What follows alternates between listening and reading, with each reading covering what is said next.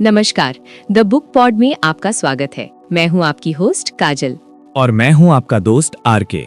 काजल, बचपन से हमें सिखाया गया है कि एक अकेला सब पर भारी। हम वन मैन आर्मी बनने की कोशिश करते हैं, लेकिन सच तो ये है कि इतिहास में आज तक किसी भी इंसान ने अकेले कुछ भी महान हासिल नहीं किया है। बिल्कुल सही आर.के।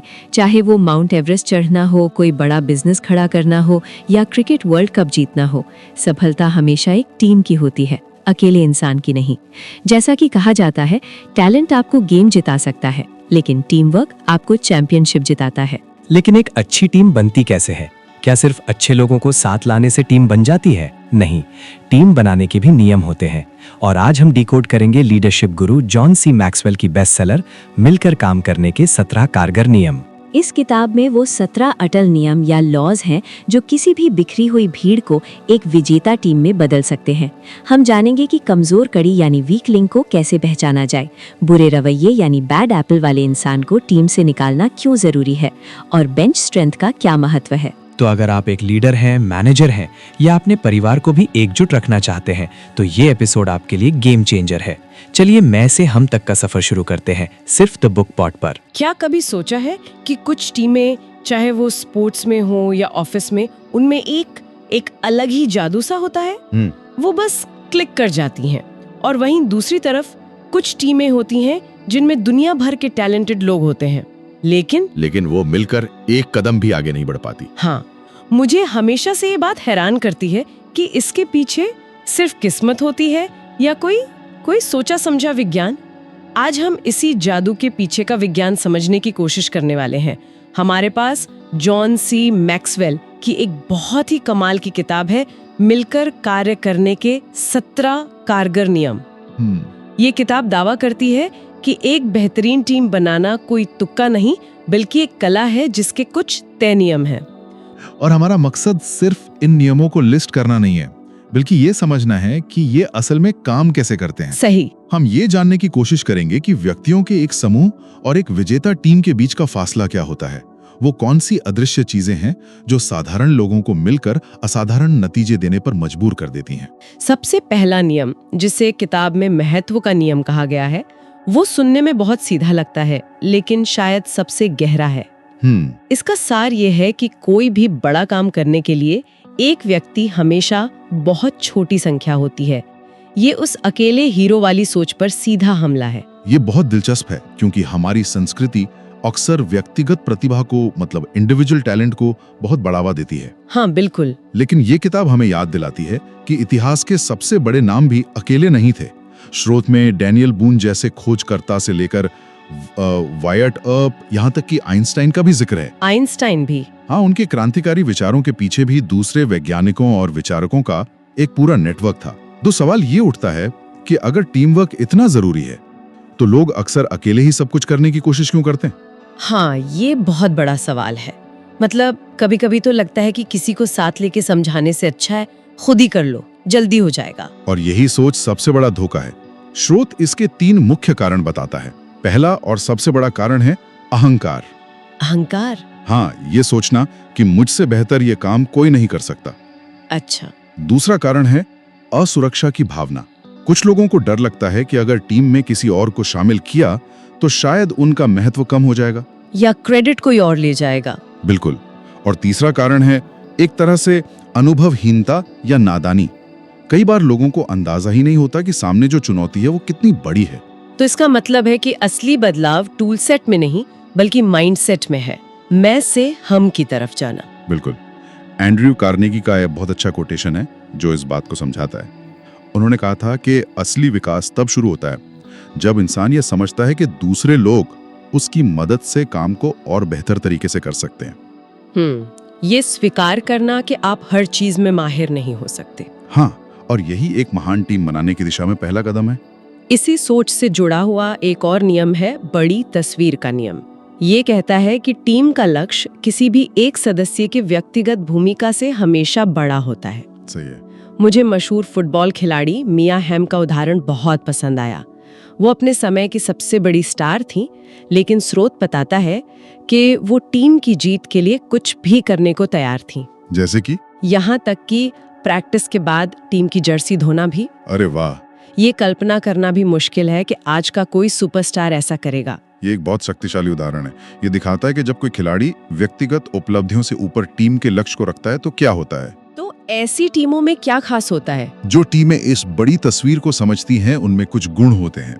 पहला, उनके पास एक क्रिस्टल क्लियर विजन होता है कि वो सब मिलकर कहां पहुंचना चाहते हैं। दूसरा, उनके पास उस विजन को हकीकत में बदलने के लिए जरूरी संसाधन होते हैं। तीसरा, टीम में सही लोग होते हैं। और सबसे अहम क्या? हर सदस्य अपने व्यक्तिगत एजेंडे को टीम के भले के लिए पीछे छोड़ने को तैयार रहता है। जब ये सारी चीजें एक साथ आती हैं तब टीम में वो जादू पैदा होता है जिसकी आप बात कर रही थी। ये मानसिकता वाली बात तो समझ आती है, लेकिन अगर टीम में कोई ऐसा हो जो साथ नहीं चलना चाहता, तब क्या? मतलब अगर कोई जानबूझकर या अनजाने में टीम को नीचे खींच रहा हो। आपने बिल्कुल सही नस पकड़ी है। और यहीं पर किताब का एक और सख्त लेकिन जरूरी नियम आता है, जंजीर का नियम। जंजीर का नियम? हाँ, ये नियम कहता है कि एक टीम उतनी ही मजबूत होती है जितनी उसकी सबसे कमजोर कड़ी। अच्छा। हम चाहे कितनी भी कोशिश कर लें, अगर टीम का एक सदस्य प्रदर्शन नहीं कर रहा है तो वो पूरी टीम की रफ्तार, क्षमता और यहाँ तक कि मोरल पर भी असर डालेगा। वो एक एंकर की तरह काम करता है जो जहाज को आगे बढ़ने से रोकता है। लेकिन किसी को कमजोर कड़ी कहना थोड़ा ज्यादा सख्त नहीं है? मतलब क्या इससे भरोसे का माहौल खराब नहीं होता? ये एक बहुत जरूरी सवाल है और यहीं पर एक अच्छे लीडर की पहचान होती है। स्रोत ये नहीं कहता कि कमजोर कड़ी को देखते ही टीम से निकाल दो। तो फिर क्या करें? बल्कि वो 3 कदमों का एक प्रोसेस बताता है। पहला, उस सदस्य को ट्रेन करने की कोशिश करो। हो सकता है उसे सही ट्रेनिंग या मेंटरिंग की जरूरत हो। ठीक है। दूसरा, अगर ट्रेनिंग काम नहीं करती तो उसकी भूमिका बदलने के बारे में सोचो। शायद वो मौजूदा रोल के लिए सही नहीं है, लेकिन टीम में किसी और जगह ज्यादा बेहतर योगदान दे सकता है। और अगर वो भी काम ना करे? तब आखिरी और सबसे मुश्किल कदम आता है, उस व्यक्ति को टीम से अलग करने का फैसला लेना।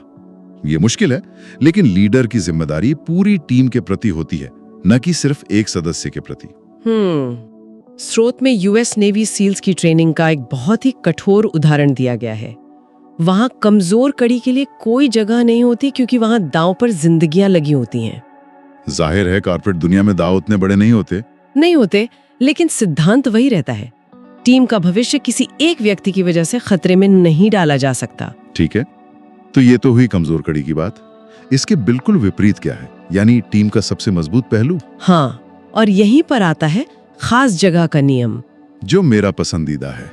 ये कहता है कि हर खिलाड़ी की एक खास जगह होती है जहां वो सबसे ज्यादा असर डाल सकता है। बिल्कुल, और किताब में इसे समझाने के लिए कुछ बहुत ही सरल लेकिन असरदार समीकरण दिए गए हैं। हाँ, वो तो कमाल है। जैसे गलत जगह पर गलत आदमी इज इक्वल टू नतीजा होगा अवनति या रिग्रेशन। हाँ, गलत जगह पर सही आदमी इज इक्वल टू नतीजा होगा दुविधा या कंफ्यूजन।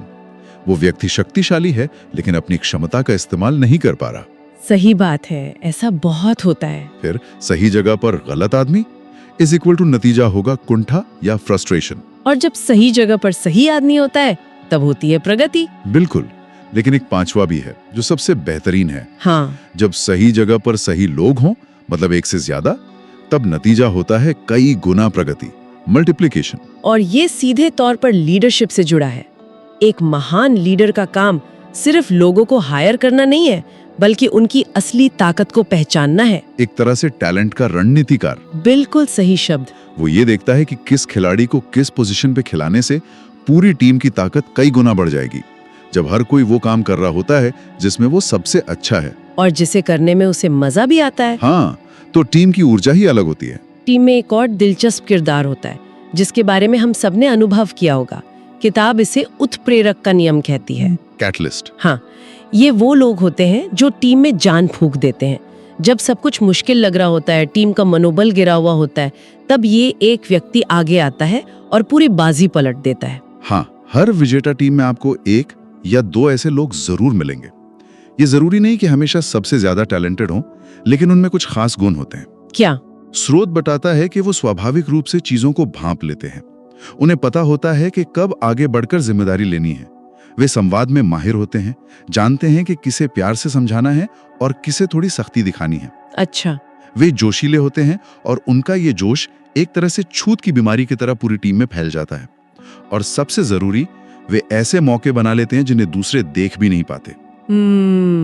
ये वो लोग हैं जो सिर्फ खेल नहीं खेलते, वो खेल को बदल देते हैं। तो हमने मानसिकता की बात की, टीम के ढांचे की बात की, हमारे पास सही सोच वाले लोग हैं जो सही जगह पर है, लेकिन वो कौन सा गोंद है जो इन सबको एक साथ जोड़कर रखता है? मतलब खासकर जब हालात मुश्किल हों। हाँ, कुछ अदृश्य चीजें भी तो होती होंगे। बिल्कुल, और यहीं पर टीम की नींव के दो सबसे जरूरी पत्थर आते हैं, विजन और विश्वास। विजन और विश्वास। पहले बात करते हैं कंपास के नियम की। ये नियम कहता है कि एक स्पष्ट भविष्य दृष्टि यानी एक क्लियर विजन टीम के लिए कंपास की तरह काम करता है। दिशा दिखाता है। हाँ, ये हर सदस्य को एक दिशा देता है और उन्हें ये विश्वास दिलाता है कि उनकी मेहनत सही जगह जा रही है। बिना विजन के दुनिया की सबसे टैलेंटेड टीम भी दिशाहीन होकर बिखर सकती है। लेकिन एक अच्छा विजन होता कैसा है? बस ये कह देना कि हमें नंबर 1 बनना है, क्या ये एक अच्छा विजन है? नहीं, ये एक लक्ष्य है, विजन नहीं। स्रोत के अनुसार एक मजबूत विजन को परखने के 6 पैमाने हैं। 6? हाँ, पहला ये नैतिक होना चाहिए, दूसरा ये सहज होना चाहिए, इतना सरल कि हर कोई समझ सके, तीसरा ये टीम के इतिहास से जुड़ा होना चाहिए, ठीक है, चौथा ये दिशात्मक हो, मतलब आगे का रास्ता दिखाए, पांचवा ये रणनीतिक हो जिसमें एक मोटा मोटा प्लान हो, और छठा ये दूरदर्शी होना चाहिए। ये तो एक बेहतरीन चेकलिस्ट है किसी भी टीम के लिए अपने विजन को परखने के लिए। बिल्कुल। और विजन के बाद आता है वो आखिरी और शायद सबसे जरूरी तत्व जिसके बिना कुछ भी मुमकिन नहीं, विश्वास। विश्वसनीयता का नियम। हाँ, ये नियम कहता है कि जब मुश्किल घड़ी आती है तो टीम के सदस्यों को एक दूसरे पर आंख बंद करके भरोसा करने में सक्षम होना चाहिए। और ये भरोसा ही वो सीमेंट है जो दबाव में टीम की दीवारों को टूटने से बचाता है। आपने से बहुत सही तरीके से कहा। पर भरोसा बनता कैसे है? भरोसा कोई ऐसी चीज नहीं है जो बस हो जाती है, इसे कमाना पड़ता है और लगातार बनाए रखना पड़ता है। किताब में इसका एक फॉर्मूला दिया गया है जो इसे बहुत अच्छी तरह समझाता है। फॉर्मूला? हाँ, ये चरित्र प्लस सक्षमता प्लस समर्पण प्लस समनुरूपता प्लस संबद्धता। 1 मिनट, चरित्र, सक्षमता, समर्पण, समनुरूपता और संबद्धता। हाँ, मतलब आपकी ईमानदारी, आपकी काबिलियत, आपकी प्रतिबद्धता, आपका लगातार अच्छा प्रदर्शन और टीम के साथ आपका जुड़ाव। जब ये पांचों चीजें एक साथ मिलती हैं, तब जाकर असली भरोसा या जवाबदेही बनती है। वाह, मतलब अगर कोई बहुत काबिल है लेकिन उसका चरित्र ठीक नहीं तो भरोसा नहीं बन सकता। बिल्कुल। या कोई बहुत समर्पित है लेकिन लगातार अच्छा प्रदर्शन नहीं कर पाता तो भी भरोसे में कमी आएगी। ये तो हर रिश्ते पर लागू होता है। हाँ, और एक टीम में जहां हर किसी की सफलता दूसरे पर निर्भर करती है, ये फॉर्मूला और भी ज्यादा महत्वपूर्ण हो जाता है।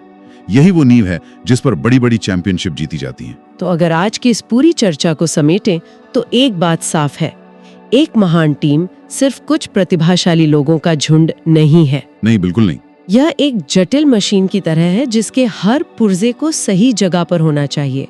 इसके लिए हम पहले वाली मानसिकता चाहिए। टीम का ढांचा ऐसा हो जो हर किसी को उसकी सबसे अच्छी जगह पर रखे, और इन सब को एक साथ बांधने के लिए एक स्पष्ट विजन और अटूट विश्वास जैसे अदृश्य धागों की जरूरत होती है। जैसे कि किताब में कहा गया है, अकेले खिलाड़ी अंक बनाते हैं लेकिन चैंपियनशिप तो टीमें ही जीतती हैं। यह एक आखिरी विचार है जिस पर सोचना चाहिए। ये दिलचस्प है कि इन 17 नियमों में टीम केमिस्ट्री नाम का कोई नियम नहीं है। हाँ, ये तो मैंने सोचा ही नहीं। हम तो हमेशा केमिस्ट्री की बात करते हैं। बिल्कुल। तो इस पर विचार करने लायक एक बात ये हो सकती है, शायद केमिस्ट्री कोई ऐसा नियम नहीं है जिसका पालन किया जा सके। तो फिर वो क्या है? बल्कि ये वो नतीजा है, वो प्रोडक्ट है जो तब पैदा होता है जब एक टीम बाकी सभी सिद्धांतों को सही मायने में जीती है। अच्छा, तो दोस्तों, ये थे टीम वर्क के वो 17 नियम। मैक्सवेल ने साफ कर दिया है कि एक बहुत छोटी संख्या है जिससे कोई महान कार्य नहीं किया जा सकता। महानता हमेशा सहयोग में है। हमें उम्मीद है कि द बुक पॉट का ये एपिसोड सुनने के बाद आप अकेले बोझ उठाने के बजाय एक मजबूत टीम बनाने पर फोकस करेंगे। अगर आज आपको टीम वर्क की ताकत समझ आ गई है तो हमारे चैनल को अभी सब्सक्राइब करें और लाइक बटन दबाकर अपनी टीम स्पिरिट दिखाएं। इस वीडियो को अपने बॉस, अपने कलीग्स और अपनी पूरी टीम के साथ जरूर शेयर करें। ये वीडियो आपके ऑफिस या ग्रुप का माहौल बदल सकता है। और अब आज का वो सवाल जो आपकी लीडरशिप और फैसले लेने की क्षमता को परखेगा। मैक्सवेल सड़े हुए सेब के नियम की बात करते हैं, यानी खराब एटीट्यूड वाला एक इंसान पूरी टीम को बर्बाद कर सकता है। तो हमारा सवाल आपसे ये है और इसका जवाब आपको बहुत ईमानदारी से नीचे कमेंट बॉक्स में देना है। अगर आपकी टीम में कोई ऐसा खिलाड़ी या कर्मचारी है जो टैलेंटेड बहुत है लेकिन उसका एटीट्यूड बहुत खराब और नेगेटिव है, तो आप क्या करेंगे? ए, उसे टीम में रखेंगे क्योंकि वो काम अच्छा करता है, या बी, उसे टीम से निकाल देंगे ताकि बाकी लोग खराब ना हो। ए या बी? टैलेंट जरूरी है या एटीट्यूड? अपना फैसला कमेंट में सुनाइए, हमें आपके जवाब का इंतजार रहेगा। मैं आरके और मैं काजल आपसे फिर मिलेंगे सफलता के एक नए पाठ और नई किताब के साथ। तब तक के लिए साथ मिलकर जीतते रहिए। धन्यवाद।